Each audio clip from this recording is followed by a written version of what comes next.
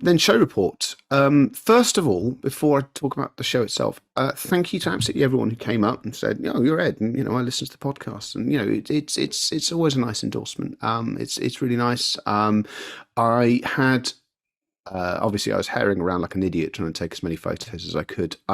If I was abrupt with anyone, I apologise. Hopefully, I wasn't too obnoxious. But it was lovely to see you all, and it fed into the fact the show was heaving on the Friday and the Saturday. It's encouraging, and furthermore, not only was it heaving, it had people who turned up, who were paid to turn up, who were younger than me. And this is an exciting step forward. So I was guardedly I came out of it on the Saturday guardedly optimistic that not only as a show does it seem to have legs against logic and reason, but it does point to the fact that there's still a reasonable amount of health in the industry itself.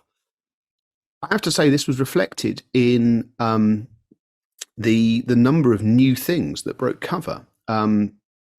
Obviously, I've written a show report. You can look at that. I'm not going to read through it blow by blow. I would do more of an overview.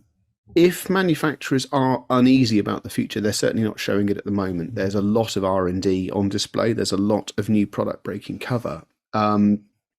Furthermore, some of it's outstandingly ambitious. Products like the Reagan Naya turntable, they were showing me parts of that. It's full on aerospace sort of points now. It's zirconium bearings and machined titanium fixings. It's all really, really, really radical stuff. And that speaks to a confidence and an optimism that there's going to be a defined market for these sort of things. And that was sort of echoed across multiple products.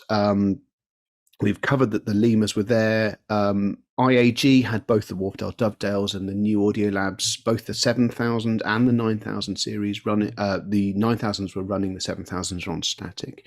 There's a lot of really quite technically advanced, sophisticated and clever equipment breaking cover, and it was, there in spades at Bristol. Audio Lab is one of the interesting examples, and what worries me is one of the few examples where the new equipment was being priced at something I would describe as terrestrial. I'm still, as on an overwatch of this industry, I am still concerned that we're not doing very much for people coming in at the first rung of this industry. We're leaving it to a very small number of companies to provide affordable solutions. Everyone else is going, well, we make this and it costs a bucket. And my sort of view of that hasn't really changed after spending 2 days wandering around the show. There's some cracking new product, but some of it is serious money. There's no getting around it. And I don't know. Ed, is this a case of that's where the margins are and that's where? Yes. Yeah.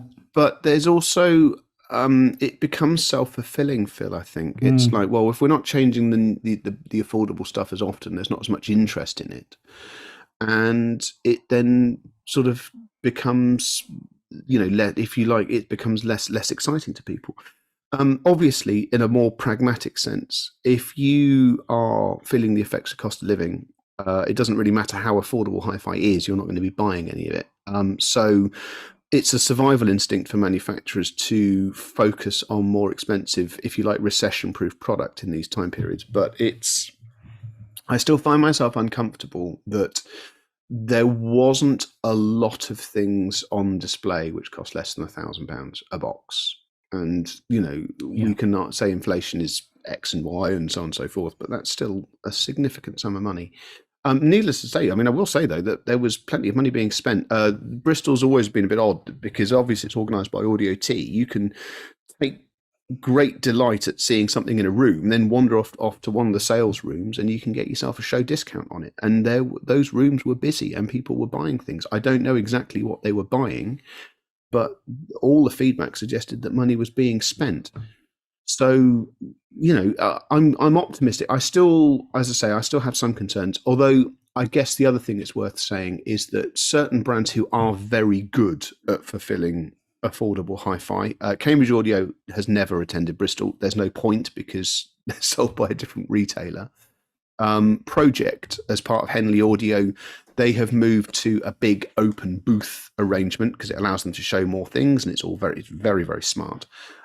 So some of the natural candidates for showing affordable equipment have just aren't exhibiting, and I think that makes that affects your portrayal, your perception of how things are.